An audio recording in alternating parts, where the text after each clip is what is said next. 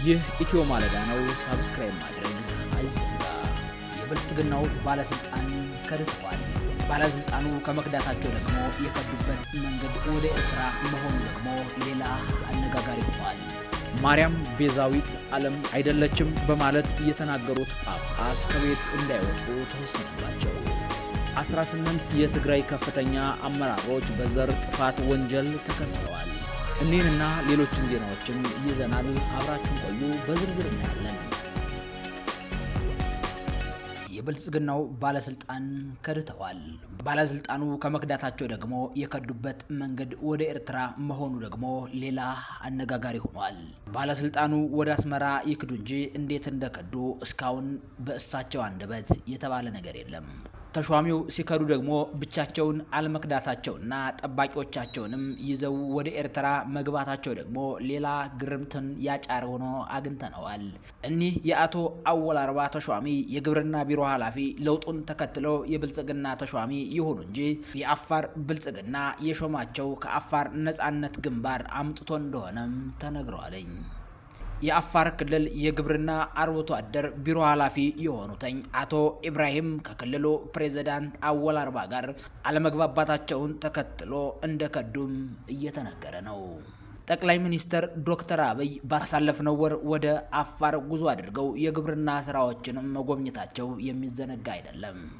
ለረጅም ጊዜ እርሰ መስተዳድር ሆነው ከቀጠሉ የክልል መስተዳድሮች መካከል አንዱ የሆኑትኝ አቶ አወል አርባ ተጠቃሽ ናቸው። ታዲያ ፕሬዝዳንቱ በብዙ የሙስና ስራዎችና ክልሉን በልማት ወደኋላ ጎቷል በሚልም የተለያዩ ጥያቄዎች እንደሚነሱበትም ይነገራል። አወል አርባ ከሶማሊያው ፕሬዝዳንት ሙስጠፊ መሐመድ ጋር ያልሆነ መካረር ውስጥ ገብተው ሁለቱን ህዝቦችም ለሌላ ደም አፋሳሽ ጦርነት ማድረጋቸውም የሚዘነጋ አይደለም። 18 የትግራይ ከፍተኛ አመራሮች በዘር ማጥፋት ወንጀል ተከሰሱ። በክስ ሂደቱ ከዶክተር ደብረጽዮንና ጌታቸው ረዳን ጨምሮ 18 የትግራይ ከፍተኛ የፖለቲካና የጦር አመራሮች ናቸው።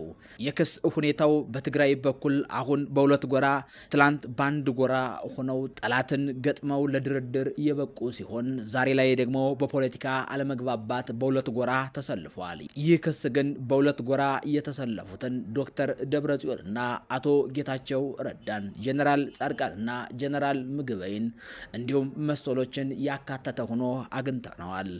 በዘር ማጥፋት ወንጀል የከሰሰው ምሁርና የግል ጠበቃ የክስ መዝገባቸውን መነሻ ቀን ያደረጉት ከጥቅምት ወር 2013 እስከ ጥቅምት ወር 2015 ድረስ የነበረውን ደም አፋሳሽ ጦርነት አድርጎ ነው።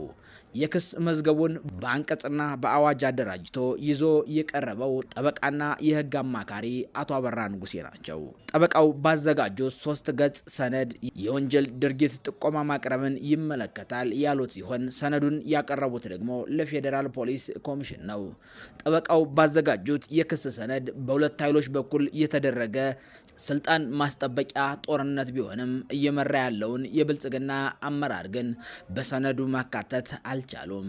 ይህ ደግሞ የፍትህ ስርዓቱን ሴራ ያደርገዋል። ምክንያቱም በዚህ ጦርነት በብልጽግናም በህወሓትም በኩል ከሊቅ እስከ ደቂቅ እጁን በደም ያላጨማለቀ የለም። ማርያም ቤዛዊት ዓለም አይደለችም በማለት የተናገሩት ጳጳስ ከቤት እንዳይወጡ ተወሰነባቸው። ይህንን ውሳኔ ያሳለፈው ደግሞ ቋሚ ሲኖዶሱ ነው። ቋሚ ሲኖዶሱ ዛሬ በነበረው ስብሰባ ልዩ ልዩ ውሳኔዎችንም አሳልፏል። ፍኖተ ጽድቅ ሚዲያ መታገዱንም ሲኖዶሱ የገለጸ ሲሆን የዚህን አፈጻጸም እንዲከታተልም 5 አባላት ያለው ኮሚቴ አዋቅረናልም ብሏለኝ። ብፁዕ አቡነ ገብርኤል ማርያም ቤዛዊት ዓለም አትባልም በማለት ባደረጉት ሰበካ በኦርቶዶክስ ምዕመናንና በአባቶች በኩል ብስጭትንም ፈጥሯል። ብፁዕ አቡነ ገብርኤል የሰጡት ትምህርት በሊቃውንተ ጉባኤ እጸጹ ተገምግሞ የመፍትሄ ሀሳብ ቋሚ ሲኖዶሱ እንዲቀርብም ታዟል። ከየአቅጣጫው ያሉ የሊቃውንት ጉባኤ አባላትም ዛሬ በአዲስ አበባ ከትመዋል።